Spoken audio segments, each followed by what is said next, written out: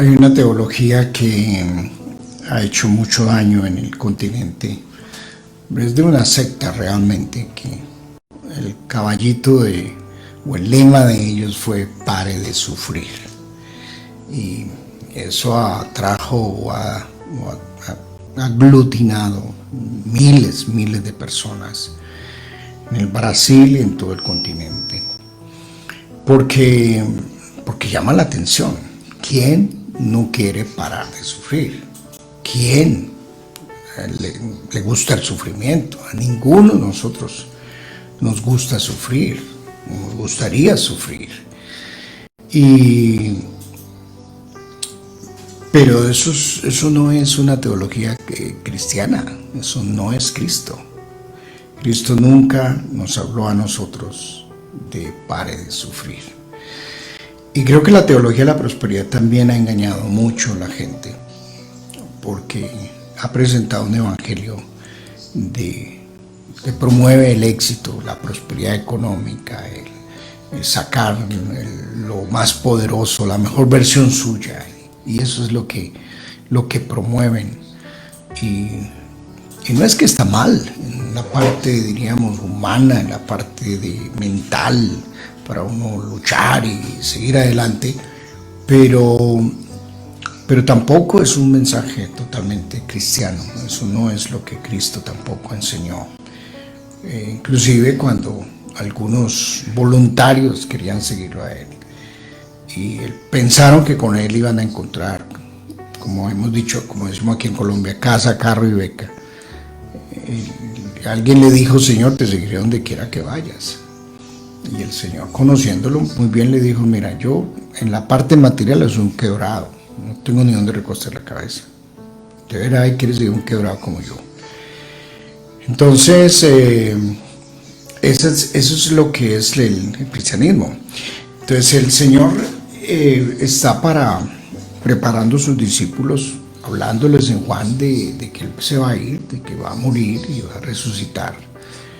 Y los apóstoles les cuesta trabajo entender esto, porque les tomó tiempo entender que es un líder, que tenía en la tierra todo el poder para hacer lo que quisiera, que iba a morir. Entonces yo creo que ellos quedaban desconcertados, porque eso es como cuando usted sigue a un político y el político tiene mucho poder y está para ganarse las elecciones porque es un tipo muy poderosísimo. Por el tipo le dice: hermano, yo voy a morir. Entonces los seguidores y todos los dicen: como, ay, que el líder va a morir, y así me van a matar. ¿Cómo así? Ahora, en este sentido, Jesús no lo mataron, que quede claro, Él entregó su vida. Pero lo que estoy diciendo es que para muchos seguidores, para los que seguían a Jesús, era muy difícil entenderlo, que Él fuera a pasar por sufrimiento y por una muerte tan terrible como fue la cruz en aquellos tiempos. Entonces el tema que vamos a trabajar esta mañana le he titulado: en el mundo tendréis aflicciones, y está en Juan 16, versículo 33. Entonces es el contexto. Jesús está preparando a los discípulos y hablándoles de lo que se les viene a ellos cuando Jesús sea también tomado. Estas cosas os he hablado para que en mí tengáis paz. En el mundo tendréis aflicción, pero confiad, yo he vencido el mundo. Juan 16, 33. Estas cosas os he hablado para que en mí tengáis paz. En el mundo tendréis aflicción, pero confiad, yo he vencido el mundo. Jesús fue muy honesto con sus discípulos y esa es la teología bíblica. Pablo fue honesto con su discípulo Timoteo. Le dijo: sufre penalidades como buen soldado de Cristo. No le dijo: no, mira, sígame, esto, pare de sufrir y vas a vivir la vida muy buena y muy cómoda. No. Jesús formó unos discípulos en la escuela del sufrimiento. Y yo no sé por qué nosotros como padres, como personas, nos olvidamos que esto es la realidad de la vida. El niño, desde que nace, una señal de que está vivo es precisamente que llora. Y eso es una señal. El lloro, el sufrimiento, las crisis, las dificultades de la vida hacen parte de lo que es la vida, pero también hacen parte del crecimiento. Parece que la tendencia nuestra es, uno, evitar a toda costa el sufrimiento, y dos, evitarle el sufrimiento a los demás. Entonces nosotros quisiéramos tener unos hijos que estén en una burbuja ahí de protección, para que no sufran de nada, para que no lloren, para que no enfrenten la vida, para que no salgan, para que no vuelen. Entonces, creemos que con eso estamos haciendo un bien y lo que estamos haciendo es un mal, porque no formamos, no entrenamos para volar, para guerrear, para preparar a la gente para enfrentar las dificultades de la vida. La vida cristiana ha sido comparada Pablo la comparó mucho como una batalla, una guerra, y somos soldados. Ese es el lenguaje de Pablo. Y Pablo lo entendía muy bien porque él estuvo rodeado de muchos soldados, muchas veces en la cárcel. Ese fue el mundo en el cual ellos vivieron. Y él pudo observar muy bien los soldados, cómo eran los soldados romanos. Entonces, él le dice a Timoteo, mire, ninguno que milite en esto se enreda, o si usted va a ir a la batalla, no espere las comodidades en la guerra, sino vivir en una tienda y vivir en situaciones muy difíciles, muy adversas. Y esa es la ruta del cristianismo. La ruta del cristianismo, esto es guerra, esto es combate, esto es lucha a diario. Y eso tenemos también que formar los discípulos. Hoy los discípulos se están formando en las iglesias con este pare de no sufrir prosperidad y con todas estas cosas que se le ofrecen. Entonces, cuando vienen las luchas y las dificultades, desertan de la fe, se decepciona porque dicen, venga, a mí no me hablaron de esto. A mí me presentaron un evangelio que a toda costa tenía que evitar el sufrimiento.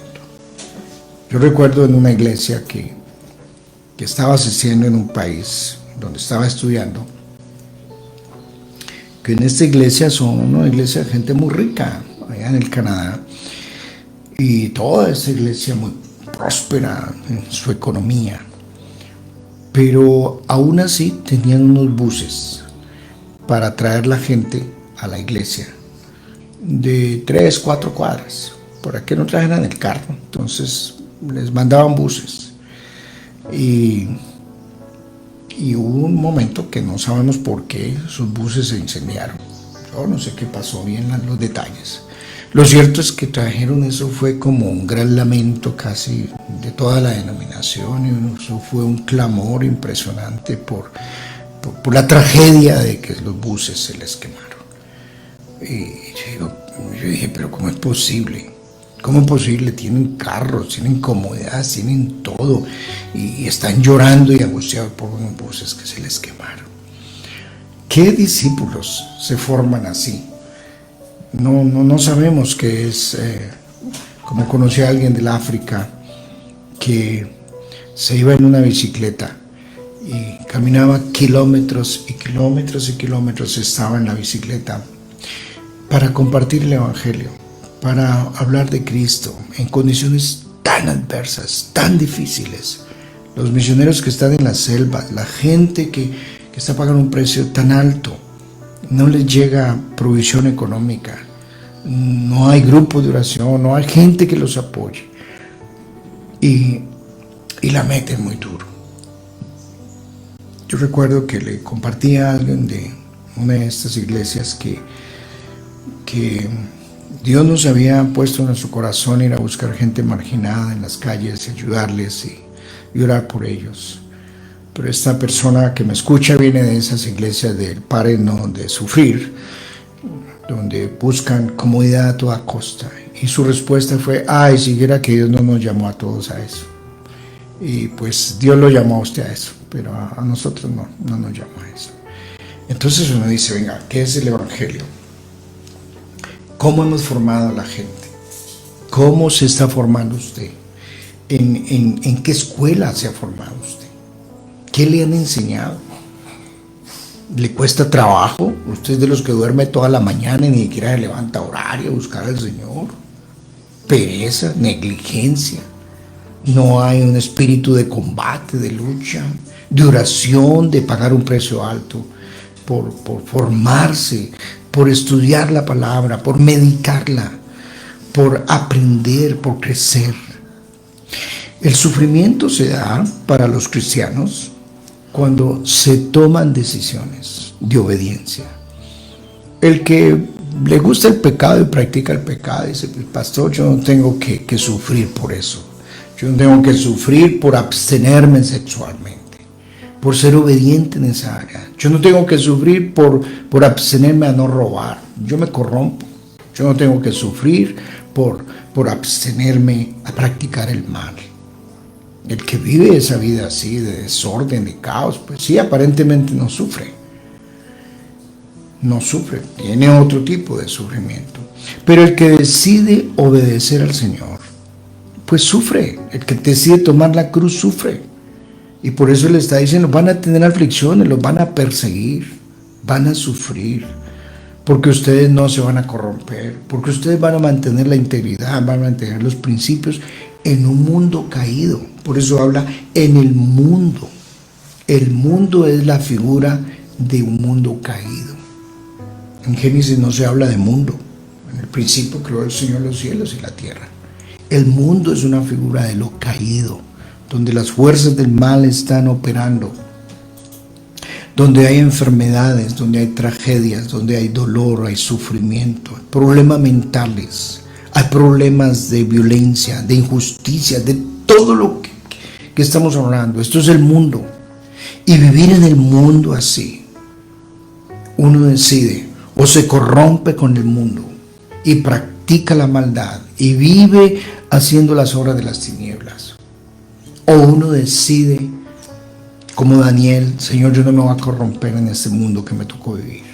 Voy a mantener mi integridad y voy a mantener mi obediencia. Eso lleva a sufrir. Ese sí es sufrimiento que viene por tomar la cruz, por tomar la obediencia. Pero yo me temo que hoy ya no hay discípulos que se están formando así. Son discípulos que van a una iglesia y se corrompen sexualmente, se corrompe una generación que se corrompe moralmente, éticamente, roban, hacen lo que quieren y van a la iglesia para que les declaren que son bendecidos, prósperos, les declaren que van a ser multimillonarios y yo declaro una palabra profética sobre tu vida, que vas a tener mucho más. Promueven la avaricia y no promueven la entrega, la obediencia, la generosidad. Renuncie, comparta más, sirva más, entregue más.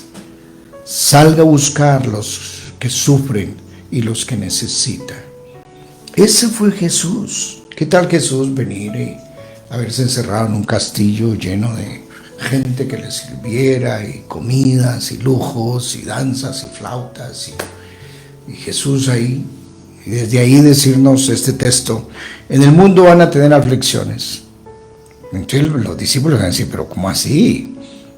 ¿Y usted cómo vive? ¿Y usted cómo vive? No, Jesús le dijo: mire, lo que es mi vida. Yo vine a entrar en contacto con los que sufren, con los marginados.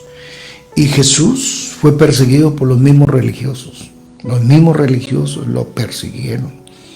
Lo querían apedrear todo el tiempo. Y fueron los que conspiraron para matarlo. Porque el mundo religioso que promueve la avaricia, que promueve todo este pare de sufrir, que promueve un mensaje equivocado, no aguanta que una persona decida de verdad ser un discípulo radical de Cristo. Entonces el Señor le dice a los discípulos: mire, ustedes en este mundo en que viven, en la carne, en la naturaleza que ustedes tienen, van a sufrir. Es inevitable que nos enfermemos, es inevitable que pasemos por crisis económicas. Es inevitable que nuestros hijos sufran, que en nuestro hogar suframos, que pasemos por situaciones difíciles. Eso no lo podemos evitar. No hay una vacuna contra eso. El Señor lo dijo y es claro. Ahora, hay una diferencia entre lo que es sufrir con propósito y sufrir sin propósito. Entonces el Señor le compara a los discípulos en el contexto que nosotros estamos experimentando lo que son los dolores de parto. Y dice, la mujer cuando da a luz, versículo 21 del capítulo 16, la mujer cuando da a luz tiene dolor porque ha llegado su hora. Pero después que ha dado a luz un niño, ya no se acuerda de la angustia por el gozo de que haya nacido un hombre en el mundo. También vosotros ahora tenéis tristeza, pero os volveré a ver y se gozará vuestro corazón, y nadie os quitará vuestro gozo. Hay gente que sufre con propósito, hay gente que sufre sin propósito. No hay cosa, yo creo que más terrible para una mujer, que es pasar por todo el sufrimiento de 9 meses y llegar a experimentar la experiencia del parto, tener el dolor, el sufrimiento de eso. Nosotros los hombres nos cuesta trabajo hablar de esto porque no sabemos. Nosotros los hombres no fuimos diseñados para tener partos y tener bebés. Pero según se describe es algo demasiado difícil, demasiado doloroso. Pues no podría ser algo más duro para una mujer que vivir toda esa experiencia y dar a luz viento. No nació nada, o abortó, o se perdió el bebé, no se pudo, o murió el bebé.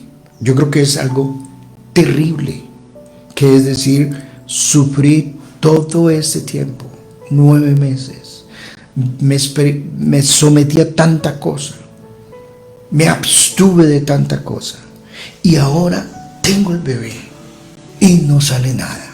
Murió, aborté, no tuve nada.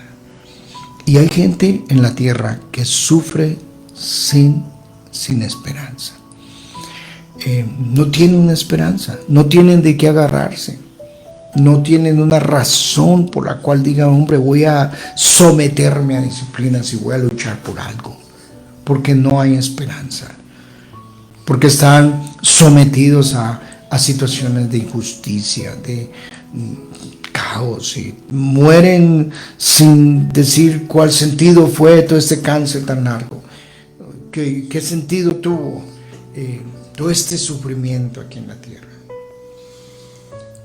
Hay un psiquiatra vienés,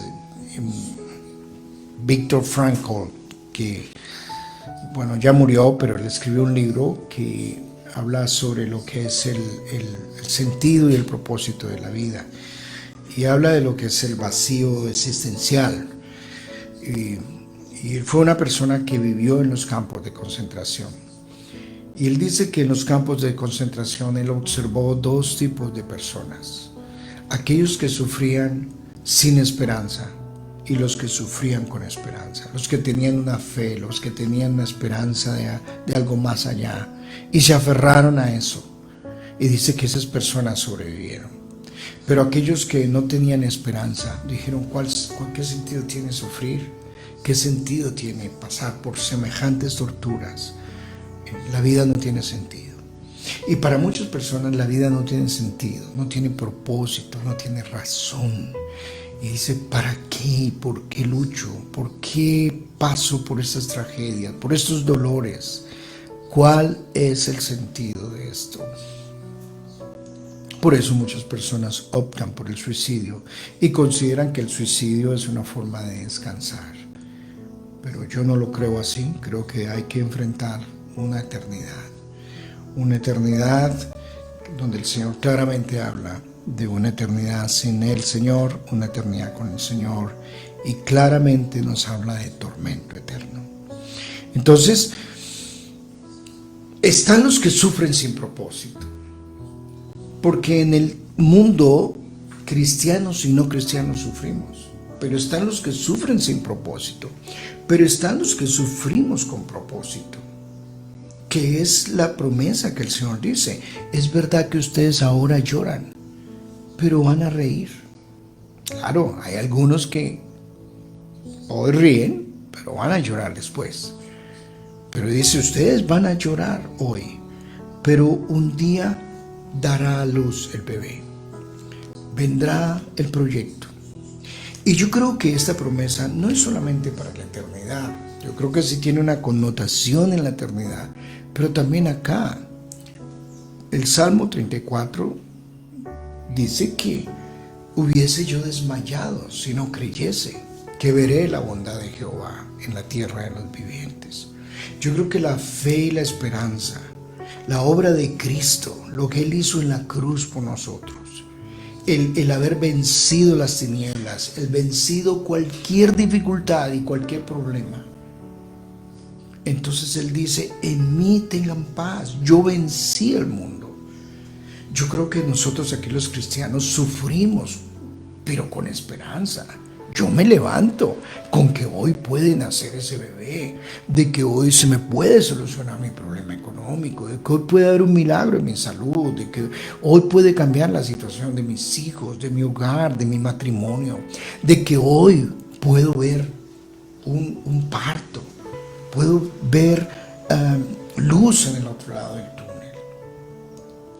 Porque nosotros estamos siguiendo a alguien que venció, que triunfó, que tiene poder. Por eso Pablo llegó a pronunciar palabras tan tremendas como todo lo puedo en Cristo que me fortalece. O sea, yo puedo pasar este valle, yo puedo dar a luz, yo puedo salir, yo puedo emprender, puedo soñar, puedo salir. Y no es solamente para la eternidad, porque si el evangelio fuera solamente, mira, aquí en la tierra vas a sufrir toda la vida y solamente espera que te mueras. No. Yo creo que también aquí, en la tierra, vemos vestigios de su gracia, de su poder. Vemos sus milagros, vemos sus manifestaciones sobrenaturales, vemos esos partos de situaciones que hemos orado y esperado y luchado, y vemos salida. Entonces, el Señor dijo, llega un momento en el cual vas a olvidarte de ese dolor tan grande por el bebé que ha nacido, que ha valido la pena, que ha valido, que no ha sido en vano. Entonces el Señor nos está hablando de un mensaje real. No es que no vas a pasar por los dolores de parto, no es que no vas a pasar por la escuela del valle, del sufrimiento, del dolor, que forma un carácter, que solidifica la fe, que fundamenta los principios y forma la calidad de soldado que el Señor necesita. Pero también los soldados en medio de la guerra tenían sus retribuciones, veían sus victorias, veían sus logros y tenían sus recompensas. Entonces, nosotros no sufrimos sin propósito, sin esperanza. Nosotros sufrimos con un propósito, con una esperanza. Hay una eternidad que nos espera con el Señor para los que nos mantenemos fieles al Señor y a su palabra. Pero también aquí en la tierra vemos esos bebés que salen, esos milagros. De lo contrario, ¿para qué oraríamos nosotros? ¿Para qué si alguien me dice, pastor, ore por una situación difícil? Triste sería yo responderle, hermano, estás condenado a vivir en sufrimiento, no hay esperanza para ti y vas a esperar hasta que te mueras. No, aquí el Señor tenemos también esperanza con Él. Y por eso Él dijo, yo vencí el mundo, triunfé. Entonces aférrate a mi palabra, a mis promesas, combata conmigo, que de esta salimos. Y vemos aquí su provisión, sus milagros, sus respuestas. Y otros seguramente moriremos de pronto sin ver totalmente lo que estábamos anhelando o esperar, pero nos espera una eternidad con el Señor. Entonces, esta es la fe cristiana. Esto es lo que el Señor nos ha invitado y lo que le dijo a los discípulos. Pero Él les dijo, pero mire, confíen en mí. Ustedes van a tener paz en mí. Ese es un regalo tremendo que el Señor nos ha dado a nosotros, los hijos de Dios. Nos ha dado su Espíritu, que nos ayuda y nos fortalece nuestra debilidad y nos ayuda a seguir en los valles de sombra que pasamos en la vida, pero también nos da paz en medio de las dificultades, de las tormentas, de las aflicciones, de los dolores, de los abandonos, las soledades. Experimentamos la paz de Dios que sobrepasa todo entendimiento, que es incomprensible que una persona tenga paz en medio de las aflicciones, en medio de las luchas, en medio de lo que vive. Pero la paz que produce la confianza de que Dios está con nosotros, de que el Espíritu Santo no nos abandona, de que tenemos la esperanza de salir, de que Él no nos ha abandonado. Entonces, mi querido hermano, yo no sé, hermano y amigo que me está escuchando, amiga, no sé en qué escuela a usted le formaron, pero si usted está formándose en una escuela de esos de prosperidad barata, de pare de sufrir, del positivismo, de todos esos charlatanes, pues estás equivocado porque no es la escuela de Jesús. Pedro le dijo a la iglesia que está pasando por sufrimiento, le escribe a ellos, ¿ustedes por qué se sorprenden por la prueba de fuego que les vino? ¿Por qué sorprende? Eso no es extraño. Es como decirle a un soldado en medio de la guerra que se está quejando que por qué tanta bala y por qué tanto sufrimiento y por qué tanto muerto y tanta cosa, y que se quejan del general, venga, usted me engañaron, ¿cómo hay que me dijeron que la guerra era así? Pero el general le va a decir, venga, ¿usted por qué se sorprende? ¿Qué le pasó? ¿En qué escuela le formó? Entonces, eso es. Ese es el discipulado cristiano. Hoy ya no hay discípulos así. Estamos formando discípulos de papel, de cartón. ¿Qué discípulos estamos formando? ¿Y qué hijos estamos levantando nosotros? Hijos de cartón, de papel, que no van a ser capaces de resistir las tormentas, las luchas de la vida, que no saben qué es volar, qué es soñar, qué enfrentar la vida, qué es sufrir. Muy tenaz y muy complejo. Entonces, mi querido hermano y amigo que ha escuchado esta palabra, recíbala, una palabra del Señor. Sufre con propósito, con esperanza. No sufrimos sin esperanza como muchos, que la vida no tiene sentido ni propósito y el dolor y el sufrimiento no tienen propósito. Con el Señor y en Cristo, como dijo Pablo, somos más que vencedores en medio de todo lo que tenemos que vivir en la guerra de la vida. Que Dios nos fortalezca, te fortalezca a ti, te mantenga fuerte y sólido, mantenga su fe, sus principios, sus convicciones y mantenga esperando en el Señor todo el tiempo. Padre, bendiga pues a tus hijos que han escuchado esta palabra. Señor, no es palabra que uno quisiera escuchar, pero es el discipulado. Eso es lo que tú siempre nos enseñaste. La Iglesia Apostólica enseñó, los apóstoles así formaron sus discípulos y las generaciones. Hoy hemos desvirtuado el Evangelio y hemos sacado unas generaciones que solo buscan es avaricia, dinero y ser más ricos. Y evitar el sufrimiento, evitar servir, evitar orar, evitar ser formados, evitar salir y entrar en contacto con el marginado, con el que sufre, el que necesita, vendar las heridas de los caídos. Queremos evitar todo esto a toda costa, entregar más y dar más. Señor, bendiga pues a tus hijos esta mañana, fortalece la fe de cada uno de ellos. Y gracias también por la promesa, Señor, de que el parto no es para toda la vida, de que dará luz y vendrá un milagro también para su vida. En el nombre de Jesús. Amén.